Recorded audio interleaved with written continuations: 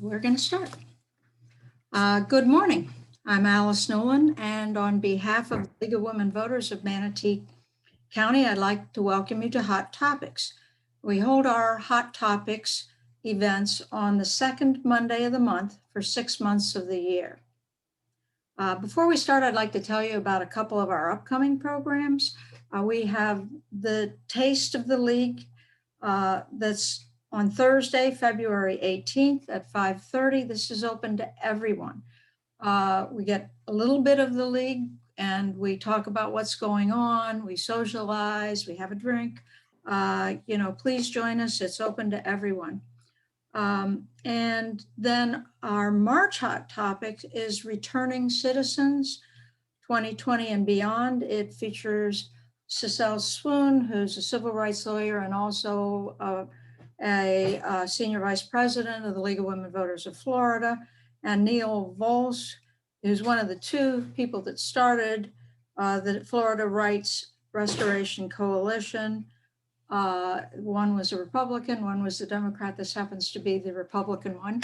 And they'll talk about how the 2020 election went and where they go from here in terms of getting the right to vote back to people that citizens. All right. Make sure everyone that you mute. Before we start, I would like to tell you,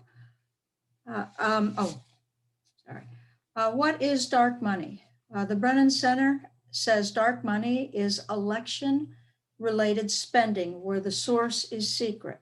So if the voter cannot be sure who is behind the political spending, that political money is dark money. Dark money began with the landmark 2010 Supreme Court case, Citizens United versus the Federal Elections Commission. The Supreme Court removed the limits on corporate political spending and donations to political committees and political committee spending, as long as these entities do not coordinate with the candidate campaign. These limits were deemed by the Supreme Court to be a violation of the First Amendment right to free speech. You have to accept two things to agree with this decision. One, that corporations have the same rights as people, the constitutional right to free speech. And two, that money is in the form of political donations is a form of speech. Once Citizens United allowed unlimited political spending in elections, hiding donors' identities exploded, and political activity by 501c4 groups have exploded. Since 2010, these organizations have spent over $900 million on political expenditures compared to $103 million the previous decade. The effect of secret money is not just on elections. According to reports, a number of dark money political organizations helped organize and fund the rally that eventually led to the attack on the Capitol. It has also had considerable impact on our local elections. Today, we have two knowledgeable speakers on the subject of dark money that will help us learn more about these issues locally. We are pleased to have with us today, Cathy Antunes. Antunes. Antunes, okay. That's okay, yeah. Antunes and former County Commissioner Joe McClash. Cathy is host of The Detail, a radio show about local politics on WSLR 96.5 FM. She blogs on local political issues, writes guest columns for Sarasota SRQ Daily, and other guest columns in numerous Florida magazines. And if you didn't hear me earlier, she's got a really incredible background that will be posted online with the video of this presentation. Joe McClash is well known in Manatee County, a former U.S. Marine, businessman, long-term county commissioner, publisher of the Bradenton Times, and chairman of the Suncoast Waterkeeper. So, Cathy, take it away. Okay, I'm going to share my screen. I have 10 minutes to walk you all through some of this information. And so I'm just going to give you a handful of examples. Can everyone see the screen now? Okay, so dark money dynamics. Sarasota and Manatee County, our fates are kind of tied when it comes to this, because the special interests that operate in both counties. Why would people want to influence local elections? Some people, I fight against the idea that local elections don't matter. They matter, and they matter a lot to certain people. Some of them are developers, and the developer business model that can be at work is buying cheap land, and then getting friendly local officials who will then change the zoning of your land or the land use designation, which confers value so it can be developed. You also, these folks may want government to pay for their infrastructure costs so that they don't have to foot those costs, which is profitable. Or they'd like to see government sell them land at a reduced price. And all of these can happen. The other aspect in school board races is there's a corporate charter school lobby, and I distinguish this from homegrown charter schools. They're different, but these corporate charter schools set up corporations, school corporations, and then they set up separate real estate corporations, which then charge exorbitant rents to the schools, up to 40% of the school budget, where the average should be about 14% for the use of the building. These leases are then bundled and sold as investments to real estate investment trusts on Wall Street. We've seen a dynamic in Sarasota County where, after getting the second payment per student, the corporate charter school may dump students that are struggling before they take the FCAT, which is, a very corrupt practice and terrible for the students. So these are just some of the dynamics that can be at work. The mailer is a very effective means of communicating with the public, with the voter, stuffing the mailbox, particularly close to the election when the candidate that you're attacking doesn't have the opportunity to respond, is something we've seen since all this PAC money and Citizens United type money has started coming into our elections.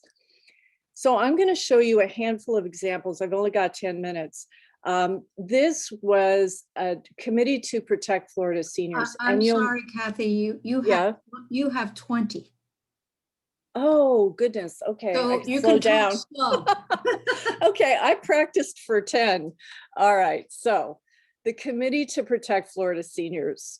This was a PAC, and the green, for the most part, Eric Robinson is a big PAC manager in Sarasota County. He had been on our school board.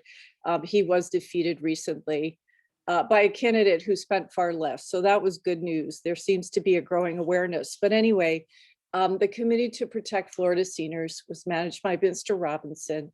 And I want you to look at that yellow bucket on the bottom right.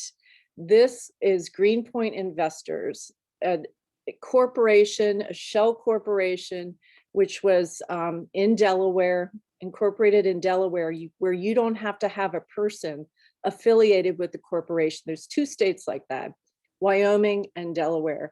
So 66 grand goes to the Veterans for Conservative Principles. And then it's flipped to the Committee to Protect Florida Seniors. And this shell game between corporations and PACs is part of what makes it nearly impossible for voters to know what's going on. It took me a long time to do this research. A voter's not going to do this research.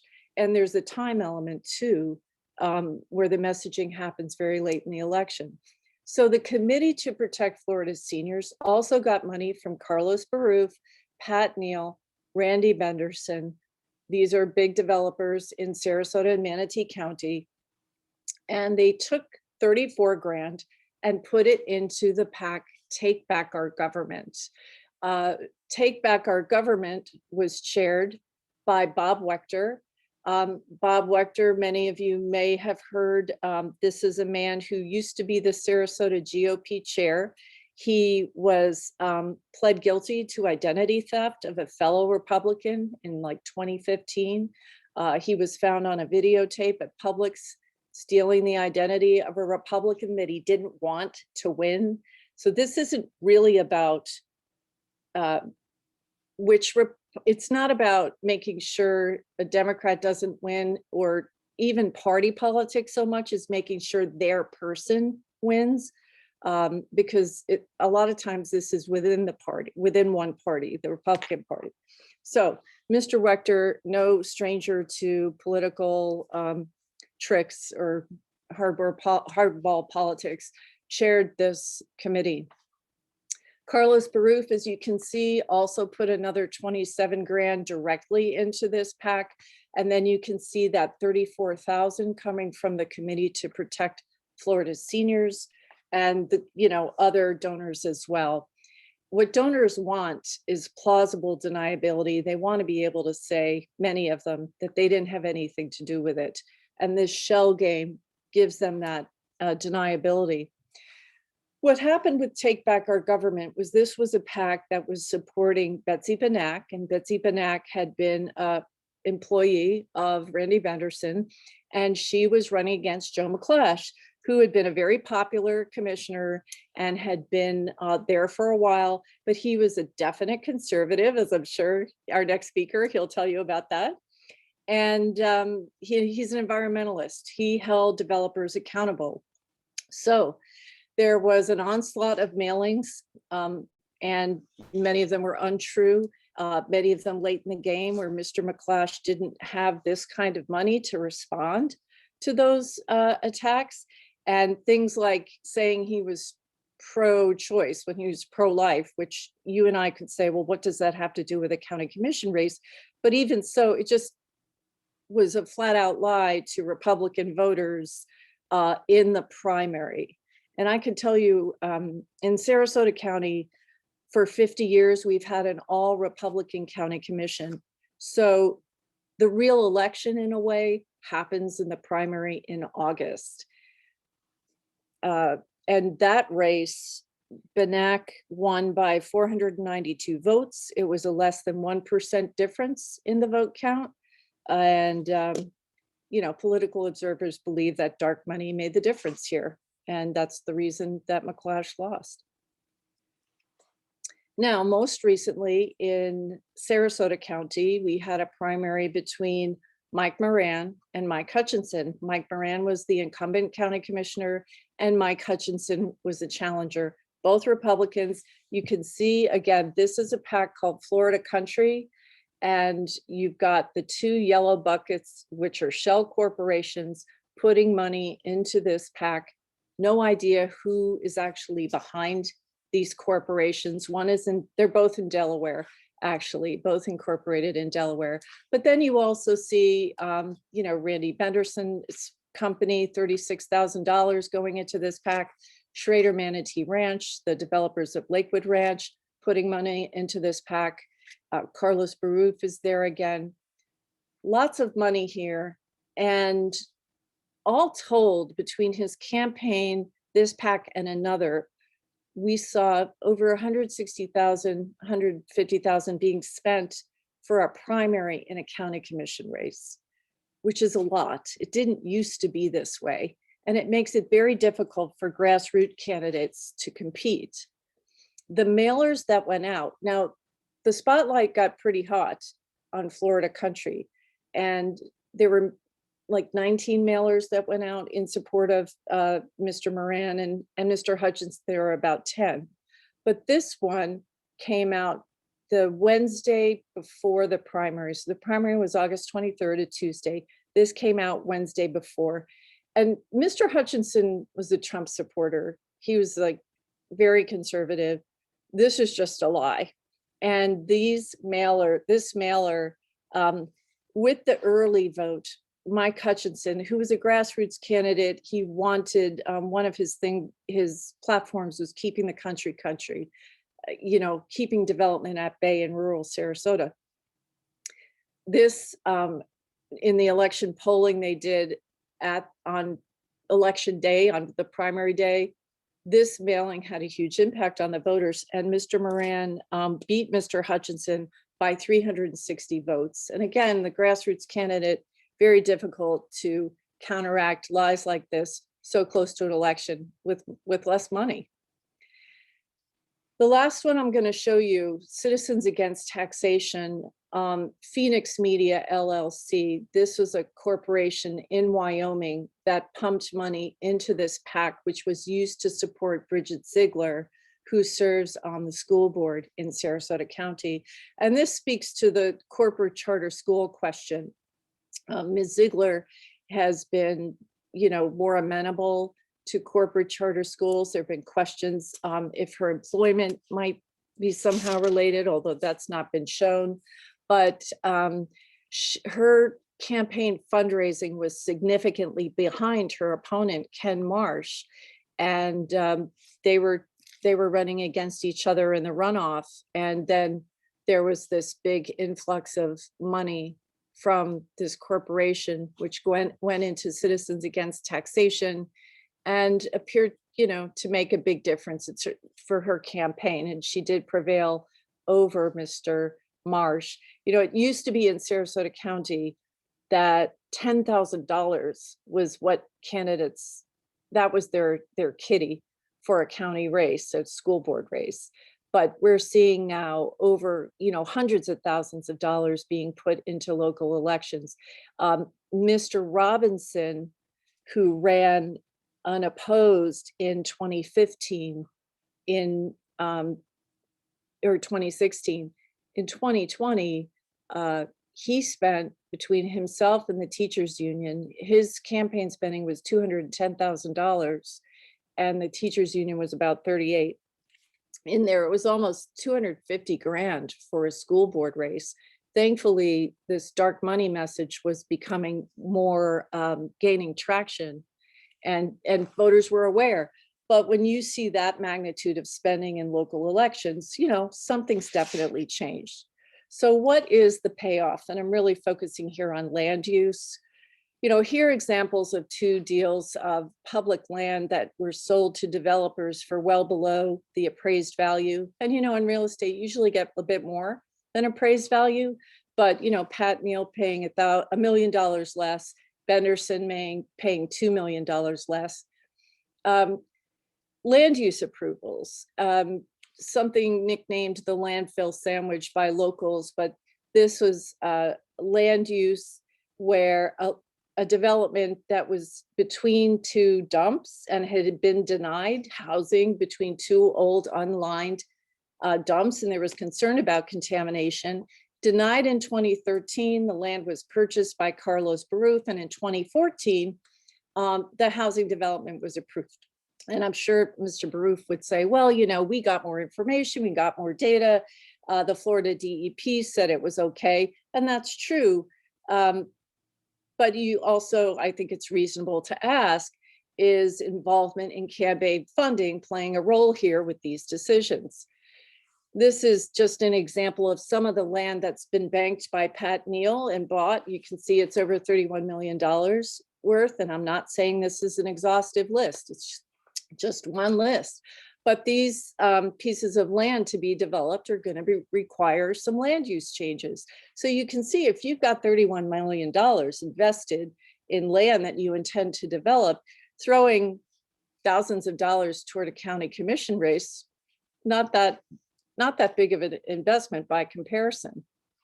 The last example I'm going to share is from, started in 2003, and this is Schrader Manatee Ranch. Schrader Manatee Ranch owned the development rights, and they still own the property Gum Slough, but development rights associated with a piece of environmentally sensitive land. And under our zoning in Sarasota County, just south of University, that land needed to be there, and the development rights conferred by that land gave Mr. Jensen or Schrader Manatee Ranch the right to build 5,000 units. What he decided to do was sell Sarasota County the development rights to Gum Slough, which reduced his amount that he could develop to 2,500 units. So he sold it, development rights, for $7 million. Okay, he reduced his development rights down to 2,500. 6 months later, he started complaining that the zoning was not working in Sarasota County. He couldn't develop, he couldn't make his project work. And John Thaxton said to him, look, you can have the development rights or you can have the $7 million, but you cannot have both. In 2010, this is the long game here, right? Worth it for them and very difficult for a voter to keep up with. In 2010, they gave him both. They reinstated 2,500 development rights or units, and he kept the 7 million. So there is a lot at risk in these elections for local voters. There are ways that we are getting the shaft, and relatively speaking, to be putting $10,000 or $20,000 into a county commission race when this is the kind of benefit you're receiving, not that much money. So that I'll finish up, and Joe, you're on. I'm going to stop my sharing. I can. There we go. Sorry about that. Okay. Okay, good afternoon. Pleasure to be here to present on dark money. And in our counties, you know, dark money is mainly associated with development, as you heard. I'm going to share some slides with you just so that you could follow along.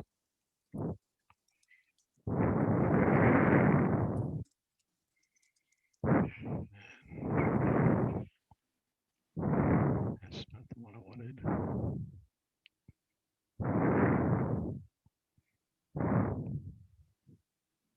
Share. That's the one I wanted. Share that one. That's the one I want. Let's get this. All right, that's the one.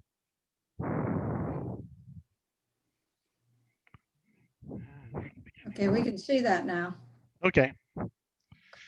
So pretty much you have PACs that hide the donors, and that's what really the dark money is all about. It really stems from Citizens United decision that expanded the concept that money really equals free speech. And so that's really something to keep in mind as we try to look for solutions to this problem.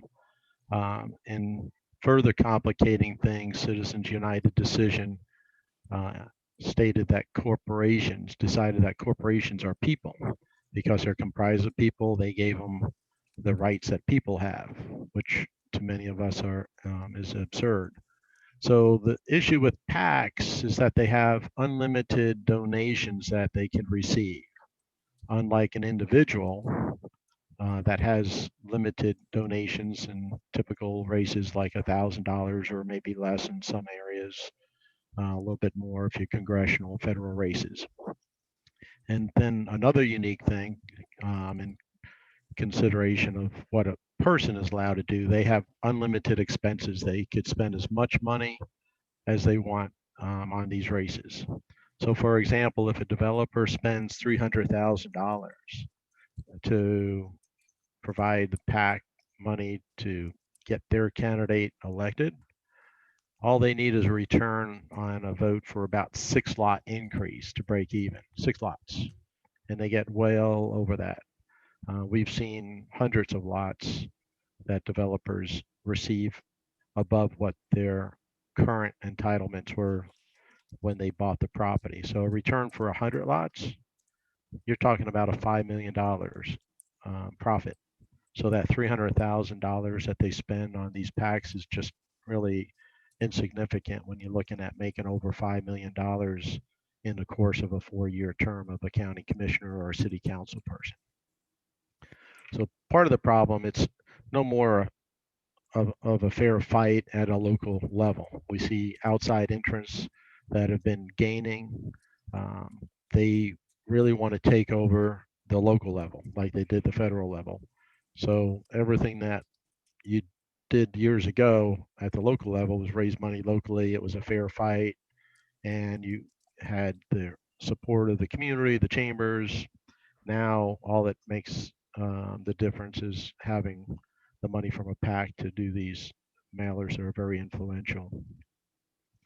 So similar to the previous slides that kind of get a little dizzy here.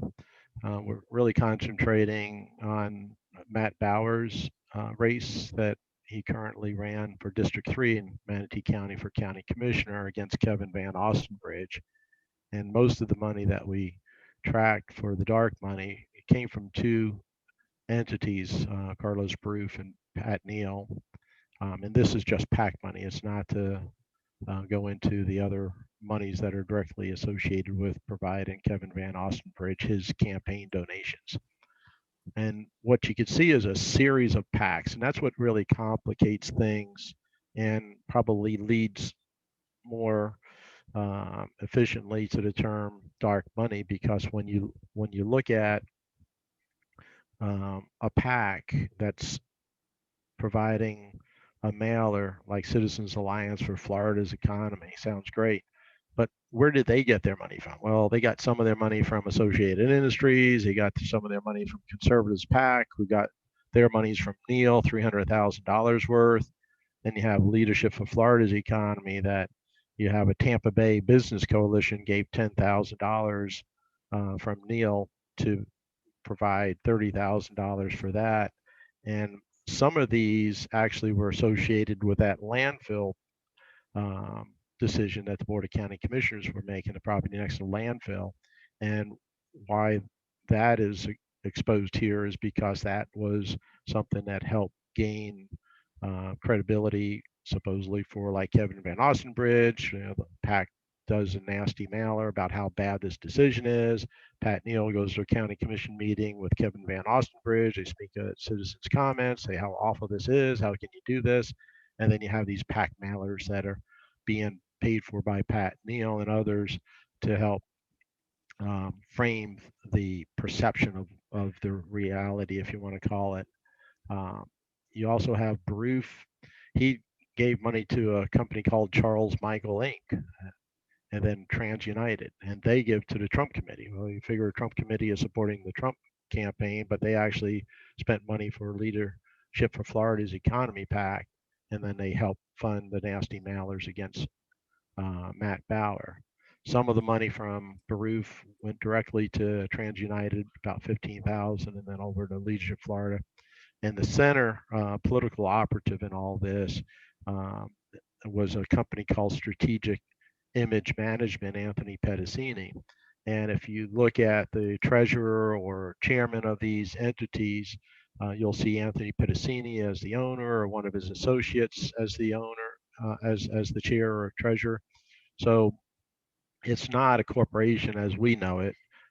It's an entity that is providing these mailers, doing a campaign strategy, and they're also on these in charge of the PACs, coordinating it all. So Bauer probably had at least 10 negative mailers. He had really a lot of text messaging that went out.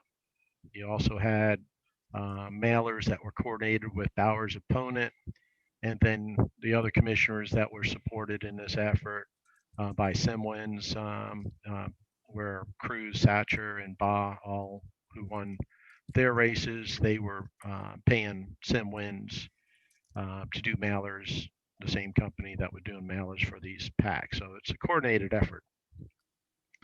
Just a little bit of information is that you already know. Big money elects candidates. They influence our political process.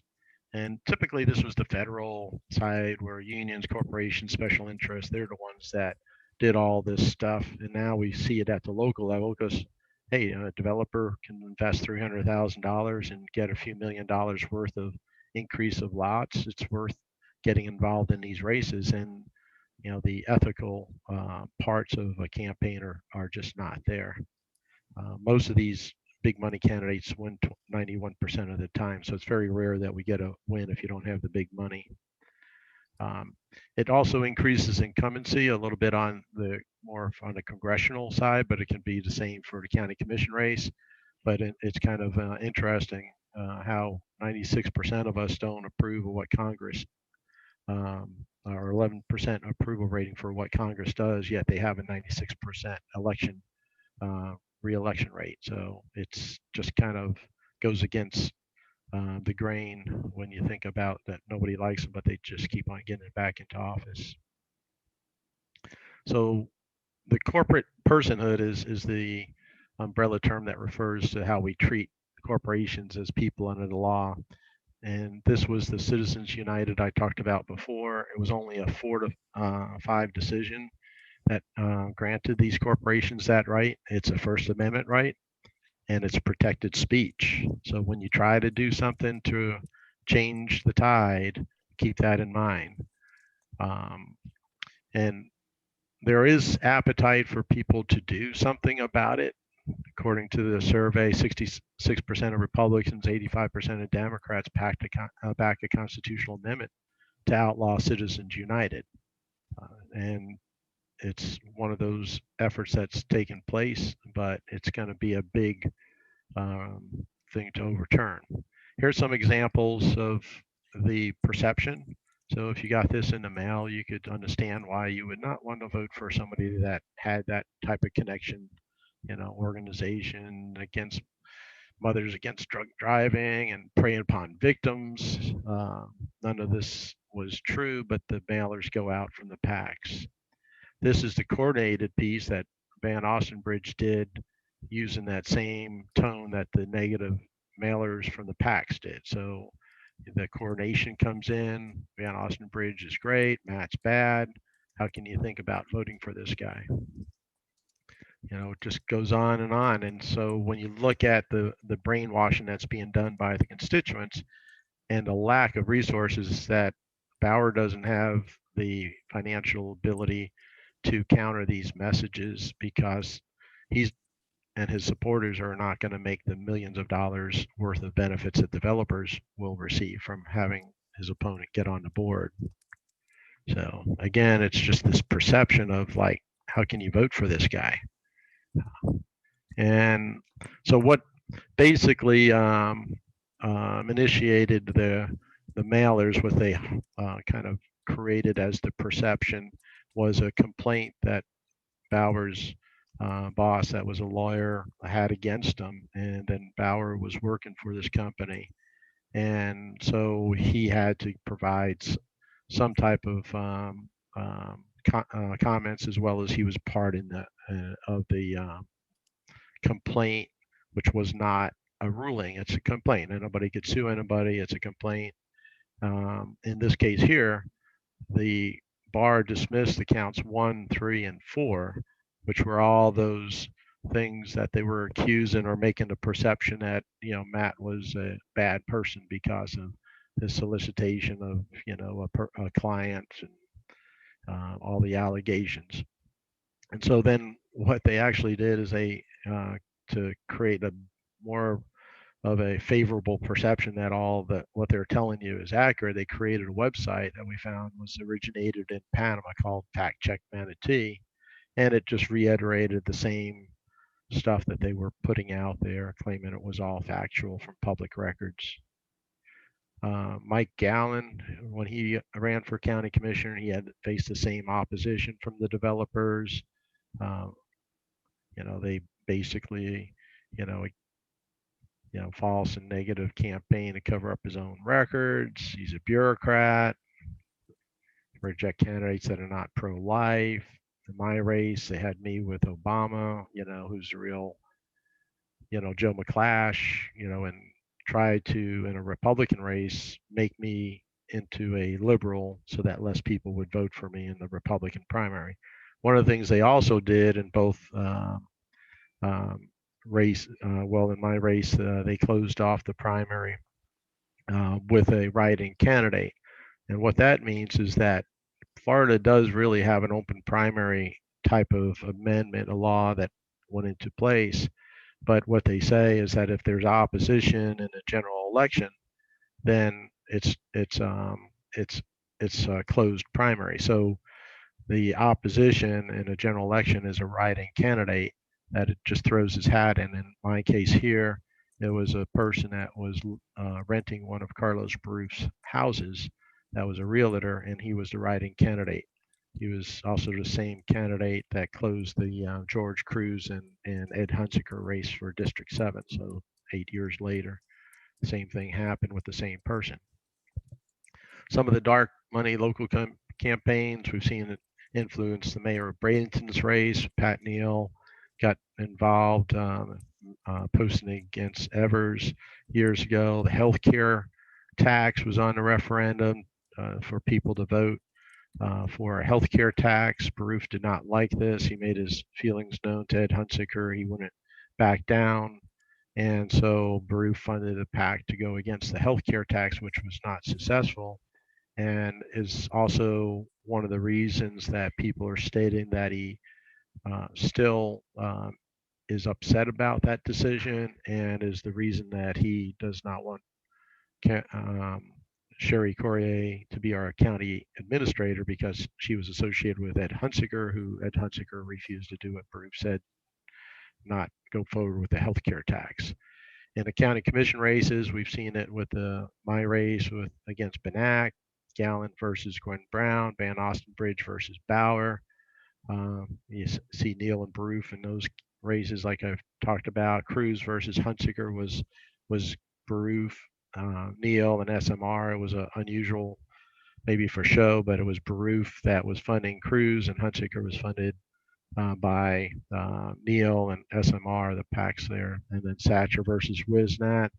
Wisnat got a surprise loss. She should have won, but the nasty mailers came out, and Satcher, who was a person that very less qualified than Wisnat, less connections in the community, won that race.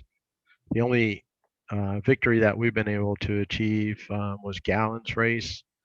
Years ago against Brown, we were able to defeat the money machine there.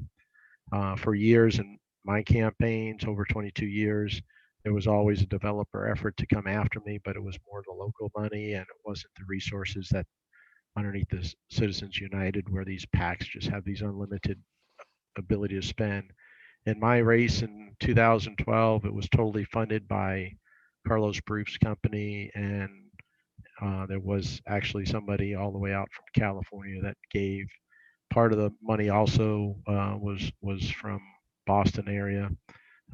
It filtered its way down through corporations that Baruf was involved in.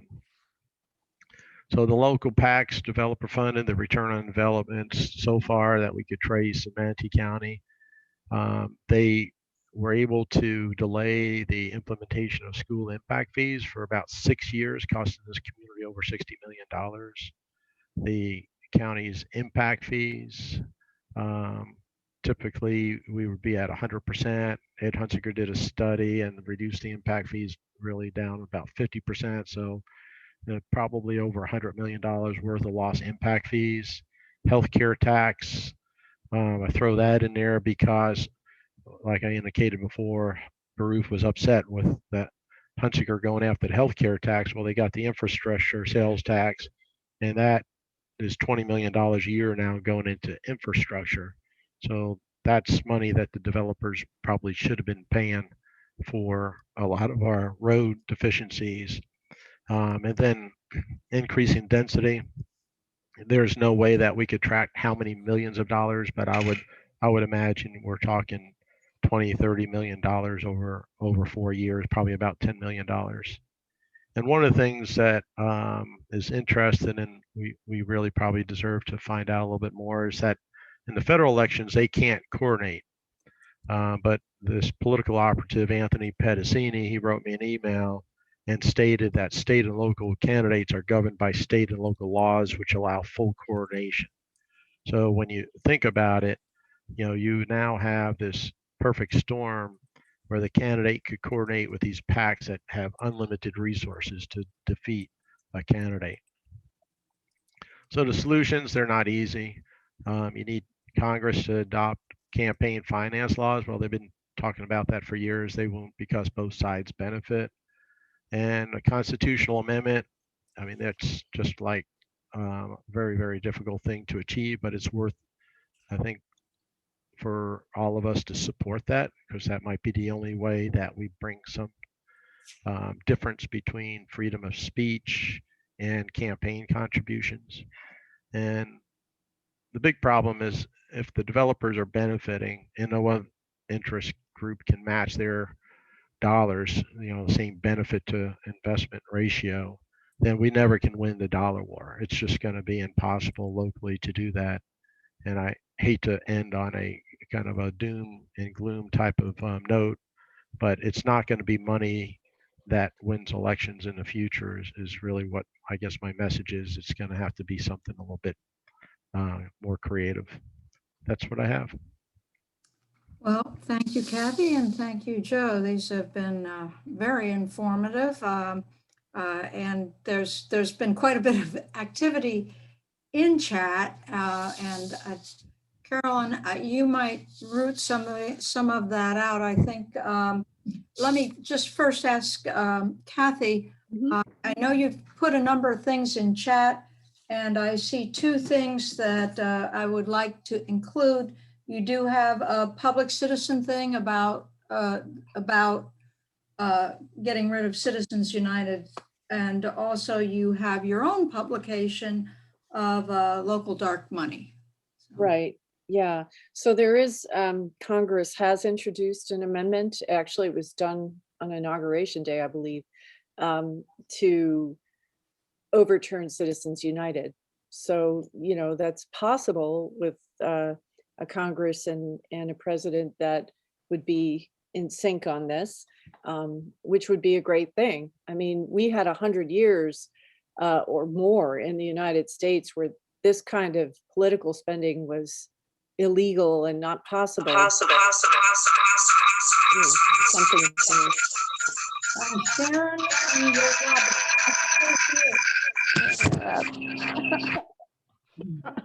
Okay. Should I go on? Yeah. So that's encouraging. I did put out, and there's a link in the chat to an ebook that I put together called Local Dark Money, Citizens United Meets Main Street. And, I do think, I agree with Joe, it's such an uphill battle to work against that kind of money. But in Sarasota County, this last election cycle, Tom Edwards unseated, and here's the thing I like to ask at my lectures, which you all are in Manatee County mostly. So, but in Sarasota County, before this particular race, when Mr. Robinson was on the school board, and he's the manager for most of these PACs that are active in local elections, at least here. I asked how many votes did he get as a school board member when he ran the first time, and people guess 15,000, 20,000, whatever. And I said, he didn't get any, because he ran unopposed and his name never appeared on the ballot. There were two candidates that filed to run against him, and they were afraid because, the man had millions of dollars at his disposal to trash them. That's very difficult. In Sarasota County this time, there was someone who stepped up to run against him, Tom Edwards, with a fraction of the money. He won. Why? I think it was because people were educated about Mr. Robinson's activities, and they understood that somebody who is earning hundreds of thousands of dollars in fees from political committees, who's he really working for? It's a huge conflict of interest. So it would be great if that became the norm and not the exception. But frankly, that requires heavy lifting by the community and people getting out there and talking about this. I do that, but it'd be great if there were a chorus of people, and hang on to those mailers, and doing research and figuring out who's doing this. Do I want them picking my county commissioner or my school board? I don't think so. Carolyn, you have questions from chat? You're on mute, probably. When the dog started barking, Okay, this is a question from Jeffrey. How can we form a coalition to raise money and use in a PAC to counter these pernicious developer influences? Any ideas? Well, all I can tell you is that the type of money that developers can raise, probably you're not going to have the ability to counter that because the return on the investment's not there. And that's why I don't think it's a dollar for dollar issue. It has to be where you raise enough money to do a very effective campaign. And hopefully you educate the community, grassroots support, and bring out the truth. But a lot of times people don't believe the truth. They believe the negative mailer. And that's a big part of the problem that we're seeing. Yeah, I would add that I think this is a PR issue. It's a messaging issue. It's an education issue. The voters, I ran for county commission as an independent. I'd been an independent for over 30 years. And by 2010, very difficult to run without a party. But in my exit polling, we asked voters, who did you vote for, in the race? And most of them couldn't remember. And the follow-up question was, well, did you vote for John Thaxton? And most of them was like, oh yeah, I voted for John Thaxton. John Thaxton wasn't on the ballot. So, you all are a plugged in group of people. I'd like to ask you, can you name your county commissioners? Oh, yes. That's great. Because I'll tell you right now, most of the time when I'm doing lectures, and these are people who are coming out to a local political lecture, okay? They're plugged in people. They cannot do it. They might be able to name one or two, but most of them cannot. It may be 5 out of 100. And I think that's a core issue. If you don't think these races matter, boy, there's people out there who really do think they matter, and they're benefiting handsomely. So I would suggest, what can you do? You can form a PAC, but get out there now and start talking about this and start educating people and make it, your mission to let people understand fortunes are made at the county level with land use decisions. You saw it. I mean, millions and millions of dollars. This impacts your quality of life.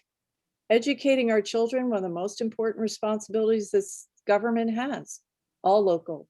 Who's going to be doing that? A corporation that wants to charge 40% of the budget for the school board and bundle them for the building as leases for real estate investment trusts?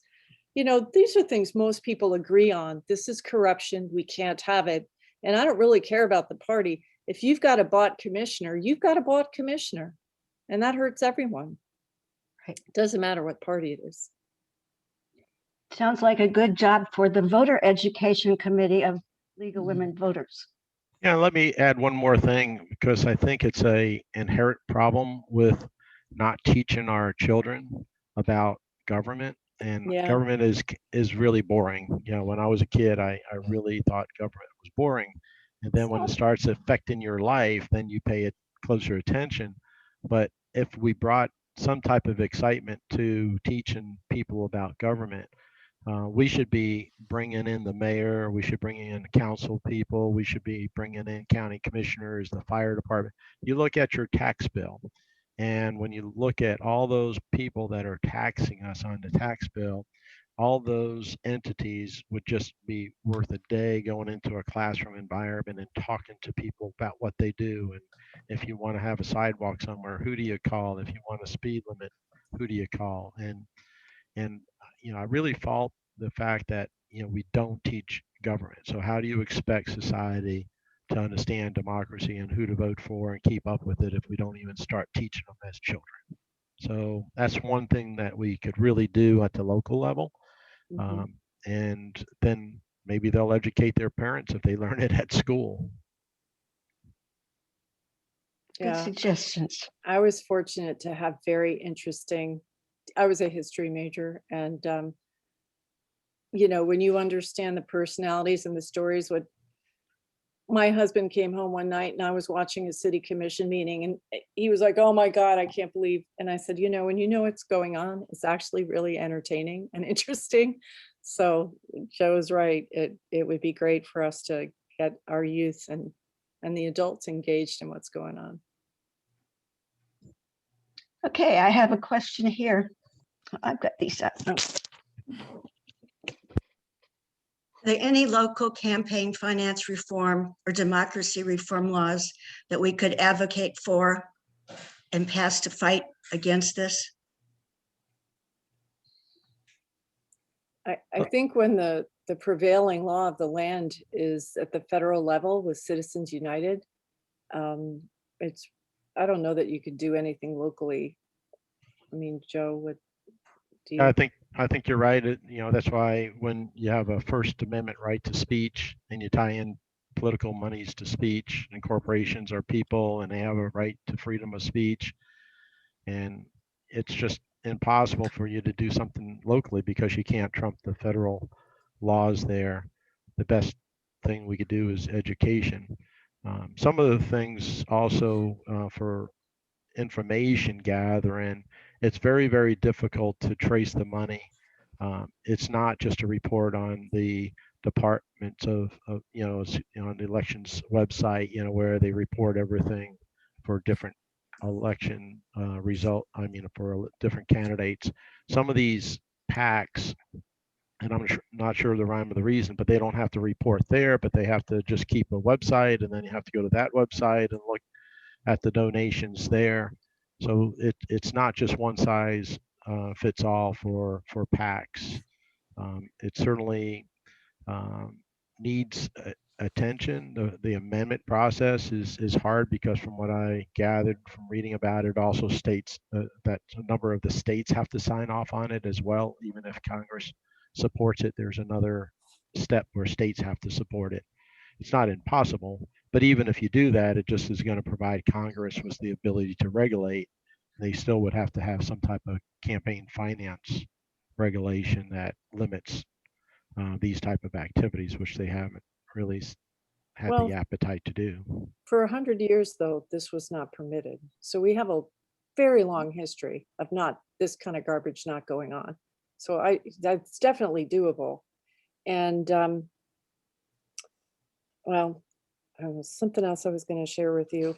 I'll remember it, I'm sure. But yeah, I mean, I really encourage people not to get discouraged because this is a recent development, in our history, and before it just didn't happen.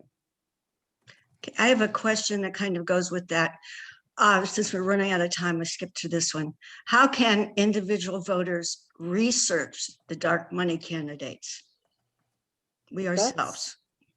Joe's point is, this is, you can go to the Department of State elections. There's a link in the chat, and you can look up these committees. But to Joe's point and what I was saying about the amount of time it takes, it's significant because you're researching one committee, looking at the donors. Some of those donors are committees. Then you have to go to those committees and see who's donated to them. Then often you have to go to another committee and see who's donated. It can be like 3 hops sometimes to shield the donors. So it is labor intensive. I know what I was going to share with you now. In county elections, Take Back Our Government got a letter from the state saying you've indicated that you're going to be active at the county level. And so if you're active at a county level, you're not supposed to be registering with us. You're supposed to be registering with your county supervisor of elections. That's a rule. If you're a PAC involved in local elections, you're supposed to be registered locally. Guy, come here. And yeah, and this is violated all the time. You've got these PACs at the state level with their fingers at the local level. There is absolutely no enforcement of some of the standards that are theoretically supposed to be in place. So. Yes. Okay, I'm going to turn it back over to Alice. I want to thank both of you for your presentations. I know I am just intrigued with all of this that you've done. I switched parties so I could vote for the commissioners, and I was appalled at the mailers I got. So thank you. Okay, Alice. Yep. Okay. Yes, this has been most informative. We do have some comments in there on the impact fees, and there is going to be something in our next distribution about that. Even if you have already sent to the county commissioners, you need to send to the impact fee administrator. That's going to be the public notice one. So we will be sending something out on that. So we will be posting this video, and it will have a number of links, more of them now. And thank you again, Cathy and Joe. So wonderful presentation. And go to our website. You can join the league. You can see our information, lwvmanatee.org. Thank you very much. Thank you.